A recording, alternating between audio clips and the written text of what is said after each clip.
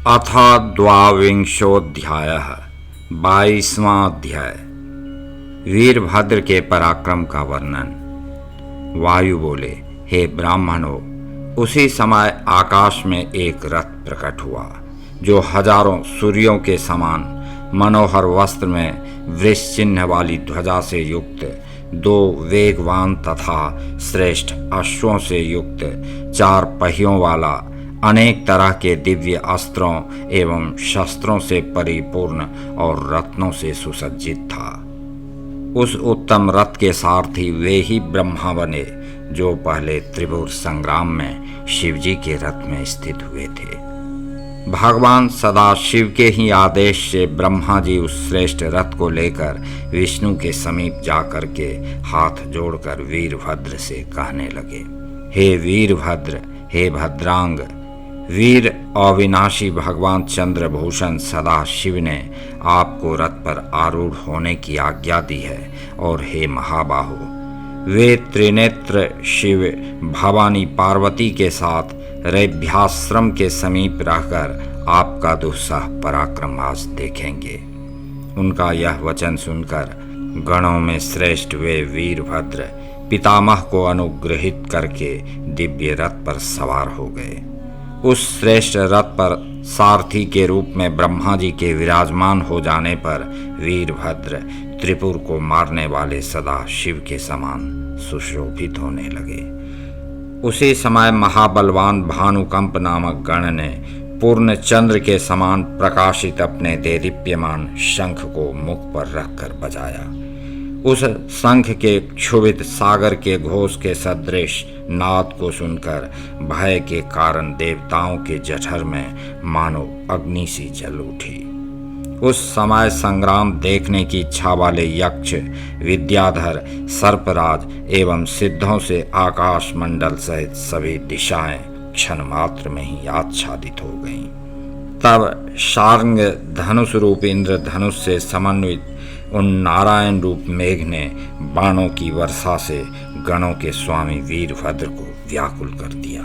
सैकड़ों प्रकार से बाणों की वर्षा करने वाले नारायण को आते हुए देखकर उन वीरभद्र ने भी अपने जैत्र नामक धनुष को उठा लिया, जो हजारों बाणों की वर्षा करने में समर्थ था। जिस प्रकार ईश्वर ने मेरु को धनुष बनाकर चढ़ाया था, उसी प्रकार वीरभद्र ने भी संग्राम भूमि में भय उत्पन्न करने वाले उस दिव्य धनुष को लेकर कानों तक चढ़ाया। उस धनुष को चढ़ाते ही इस प्रकार बड़ी ही तीव्र ध्वनि हुई। उस महान ध्वनि से उन्होंने पृथ्वी को कंपित कर दिया। इसके पश्चात भयानक पराक्रम वाले श्रीमान गणराज वीरभद्र ने स्वयं भी सर्प की सी आकृति वाला देदीप्यमान तथा भयानक एक उत्तम बाण तरकस से ले लिया। जिस समय वे अपने तुनीर से बाण निकालने लगे, उस समय तरकस में प्रविष्ट होती हुई उनकी भुजा बिल में घुसने की इच्छा वाले सर्प के समान प्रतीत होने लगी। उस समय उनके हाथ में लिया हुआ बाण इस प्रकार सुशोभित होने लगा मानो महान सर्प ने बाल सर्प को जकड़ लिया हो। इसके पश्चात रुद्र के समान पराक्रमी वीरभद्र ने क्रोधित हो अपने तीखे सुदृढ़ बाण से अविनाशी विष्णु के ललाट पर तीव्र प्रहार किया। ललाट पर प्रहार किए जाने से संग्राम में सबसे पहले अपमानित हुए विष्णु वीरभद्र पर इस तरह क्रुद्ध हुए मानो सिंह पर वृषभ क्रोधित हो गया हो। इसके पश्चात उन्होंने वज्र के समान कठोर और कराल मुख वाले महान बाण से वीरभद्र की भुजंग सदृश भुजाओं पर आघात किया। तब उन महाबली वीरभद्र ने भी 10,000 सूर्यों के समान प्रभा वाले बाण को पुनः विष्णु की भुजा पर वेग पूर्वक छोड़ा। हे विप्रो, इस तरह वे विष्णु उन वीरभद्र पर और वे वीरभद्र उन विष्णु पर अपने अपने बाणों से बार बार प्रहार करने लगे। उस समय तीव्र वेग से शीघ्रता पूर्वक एक दूसरे पर बाण छोड़ते हुए उन दोनों में रोमांचकारी घोर युद्ध होने लगा। उन दोनों के परस्पर घनघोर युद्ध को देखकर आकाशगामी देवताओं में महान हाहाकार होने लगा। इसके बाद वीरभद्र ने सूर्य के समान तेजस्वी तथा उल्का युक्त अग्रभाग वाले बाण से अत्यंत दृढ़ता पूर्वक विष्णु के चौड़े वक्षस्थल पर आघात किया। उस बाण के तीव्र प्रहार से अत्यधिक आहत हुए वे विष्णु महान पीड़ा प्राप्त करके मूर्छित होकर गिर पड़े। इसके बाद क्षण भर में चेतना को प्राप्त कर वे विष्णु उठ करके उन पर सभी दिव्यास्त्रों का प्रयोग करने लगे। शिवजी के सेनापति वीरभद्र ने भी विष्णु के धनुष से छूटे हुए सभी बाणों को अपने घोर बाणों से सरलता पूर्वक काट दिया। तदनंतर क्रोध से लाल नेत्रों वाले विष्णु ने अपने नाम से अंकित और कहीं भी प्रतिरुद्ध न होने वाले बाण को गणेश्वर वीरभद्र को लक्ष्य करके छोड़ा। भगवान वीरभद्र ने भी अपने भद्र नामक श्रेष्ठ बाण से उस बाण को अपने पास बिना आए ही उसके मार्ग में सैकड़ों टुकड़े कर दिए। पुनः एक बाण से विष्णु के शार्ंग धनुष को और 2 बाणों से गरुड़ के पंखों को एक निमेष में काट दिया। यह अद्भुत घटना हो गई। इसके बाद योग बल के द्वारा विष्णु ने हाथों में शंख चक्र और गदा धारण किए हुए हजारों भयंकर देवताओं को अपने शरीर से उत्पन्न किया, किंतु महाबाहु वीरभद्र ने अपने नेत्र से निकली हुई अग्नि से उन सभी को क्षण मात्र में इस तरह दग्ध कर दिया जिस तरह शिवजी ने तीनों पुरों को भस्म कर दिया था। तब विष्णु अति क्रोधित हो शीघ्रता से अपना चक्र उठाकर उसे वीरभद्र पर चलाने के लिए उद्यत हुए। उस समय अपने सामने चक्र उठाकर उन्हें खड़ा देखकर वीरभद्र ने हंसते हुए बिना प्रयत्न किए ही उसे स्तंभित कर दिया। तब वीरभद्र पर आघात करने की इच्छा रखते हुए भी विष्णु अपने उस अप्रतिम और कठोर चक्र को चलाने में असमर्थ हो गए। उस समय एक हाथ में चक्र लिए विष्णु वहीं पर दीर्घ निश्वास छोड़ते हुए आलस से युक्त होकर पत्थर के समान निश्चल हो गए। विष्णु उसी तरह हो गए जैसे शरीर से रहित जीव श्रृंग विहीन बैल तथा दाढ़ से रहित सिंह किंग कर्तव्य विमूढ़ हो जाता है। तब उन्हें दुर्गति में पड़ा देखकर इंद्रादि देवगण वीरभद्र से लड़ने के लिए इस तरह सन्नद्ध हो गए मानो वृष क्रुद्ध होकर सिंह से संग्राम करना चाहते हों। वे कुपित होकर शस्त्र लेकर युद्ध करने के लिए उपस्थित हो गए। तब महावीर गणों से घिरे हुए तथा साक्षात रुद्र के सदृश शरीर वाले निष्कलंक वीरभद्र ने उनकी तरफ उसी प्रकार देखा जैसे सिंह क्षुद्र मृगों को देखता है। तदुपरांत वीरभद्र ने अट्टहास के द्वारा अपना वज्र छोड़ने की इच्छा रखने वाले इंद्र का वज्र युक्त उठा हुआ दाहिना हाथ स्तंभित कर दिया, जिससे वह चित्र लिखित जैसा हो गया।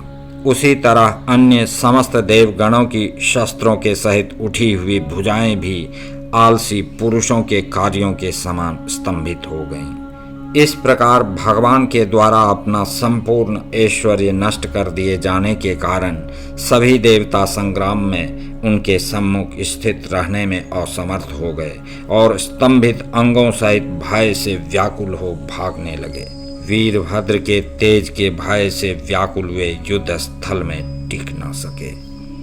तब महान भुजाओं वाले वीरभद्र भागते हुए वीर देवगणों को अपने तीखे बाणों से इस प्रकार बींधने लगे मानो पर्वतों पर मेघ वर्षा कर रहा हो। उस समय उन वीरभद्र की देदीप्यमान शस्त्रों से युक्त परिघ के समान बहुत सी भुजाएं प्रकाशित हो उठी मानो वे अग्नि ज्वाला सहित सर्प हों। अनेक प्रकार के अस्त्र शस्त्रों को छोड़ते हुए वे वीरभद्र उसी प्रकार शोभित हुए जैसे कल्पादि में सभी प्राणियों की सृष्टि करते हुए ब्रह्मा जी शोभित होते हैं। जैसे सूर्य अपनी रश्मियों से पृथ्वी को आच्छादित कर देता है, उसी तरह वीरभद्र ने थोड़ी ही देर में बाणों से दिशाओं को आच्छन्न कर दिया। गणेश्वर वीरभद्र के सुवर्ण मंडित बाण आकाश मंडल में उछलते हुए अपनी त्वरित गति तथा द्युति के कारण स्वयं बिजलियों के उपमान बन गए। जिस प्रकार डुंडुभ मेढक का रुधिर पी जाता है तथा उसे प्राण विहीन कर देता है, उसी प्रकार वे बड़े बड़े बाण देवताओं के रुधिर रूपी आसव को पीने लगे और उन्हें प्राणहीन करने लगे। उस समय किन्हीं की भुजाएं कट गईं, किन्हीं के सुंदर मुख छिन्न भिन्न हो गए, किन्हीं की पसलियां टूट गईं और कुछ देवता पृथ्वी पर गिर पड़े। बाणों के द्वारा अंगों के पीड़ित होने से तथा संधि भाग के विच्छिन्न हो जाने से कुछ देवता आंखें फाड़कर पृथ्वी पर गिरकर मर गए। कोई पृथ्वी में प्रविष्ट होने की इच्छा से और कोई छिपने के लिए स्थान न प्राप्त कर आपस में एक दूसरे के शरीर में छिप गए। कोई पृथ्वी में प्रविष्ट हो गए और कोई पर्वतों की गुफाओं में छिप गए, कोई आसमान में चले गए तथा कोई देवता जल में छिप गए। छिन्न भिन्न अंगों वाले देवताओं के सहित वे वीरभद्र इस प्रकार सुशोभित हो रहे थे जिस प्रकार प्रजा का संहार करके भगवान भैरव सुशोभित होते हैं, अथवा जिस प्रकार त्रिपुर को दग्ध करके त्रिपुरारी शोभित हुए थे।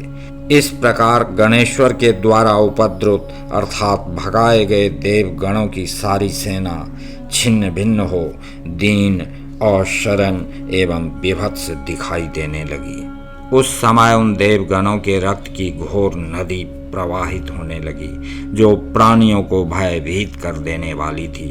उस समय रुधिर से पूर्णतः सिक्त यज्ञ भूमि ऐसी प्रतीत होने लगी मानो शुंभ का वध कर रक्त से गीले वस्त्रों वाली श्यामा कौशिकी देवी हों। अत्यंत भयानक उस महायुद्ध के होने पर पृथ्वी भय संत्रस्त होकर कांपने लगी।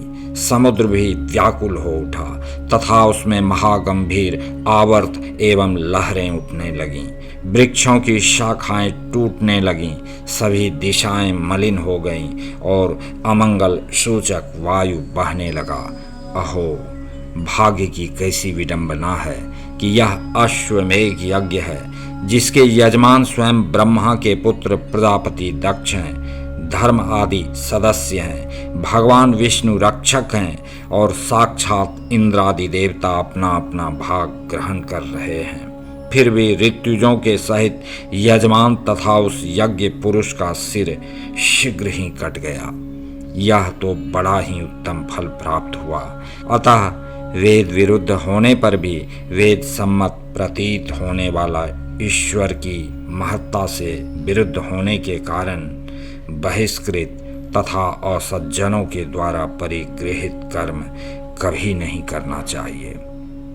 महान पुण्य करके तथा सैकड़ों यज्ञ करके भी महेश्वर के प्रति भक्ति से रहित व्यक्ति उन अनुष्ठानों का फल प्राप्त नहीं करता है, किंतु जो बहुत बड़ा पाप करके भी भक्ति पूर्वक शिव का यजन करता है वह सभी पापों से मुक्त हो जाता है। इसमें संदेह नहीं करना चाहिए। इस विषय में बहुत कहना व्यर्थ है। शिव निंदा करने वाले का दान, तप, यज्ञ तथा होम व्यर्थ है। तदनंतर उस युद्ध में वीरभद्र के धनुष से छूटे हुए बाणों से पीड़ित हुए नारायण, रुद्र एवं लोकपालों सहित सभी देवता अत्यंत दुखित होकर पलायन करने लगे। कुछ देवता बालों के कट जाने से युद्ध से भाग निकले, कोई शरीर के भारी होने के कारण भागने में असमर्थ हो दुख से बैठ गए। कटे फटे मुखों वाले कुछ देवता गिर पड़े तथा कुछ देव वीरों की मृत्यु हो गई। कितने देवता इतने व्याकुल हो गए कि उनके वस्त्र, आभरण, अस्त्र एवं शस्त्र शिथिल होकर खिसक गए और वे मद, दर्प तथा बल का त्याग करके दीन भाव प्रदर्शित करते हुए गिर पड़े। इस प्रकार अप्रतिहत वे गणेश्वर वीरभद्र अपने दुर्भेद्य अस्त्रों से विधिहीन दक्ष यज्ञ को विनष्ट कर अपने मुख्य गणों के मध्य उसी प्रकार शोभायमान हुए जिस प्रकार ऋषभों अर्थात वन्य पशुओं के मध्य सिंह शोभित होता है।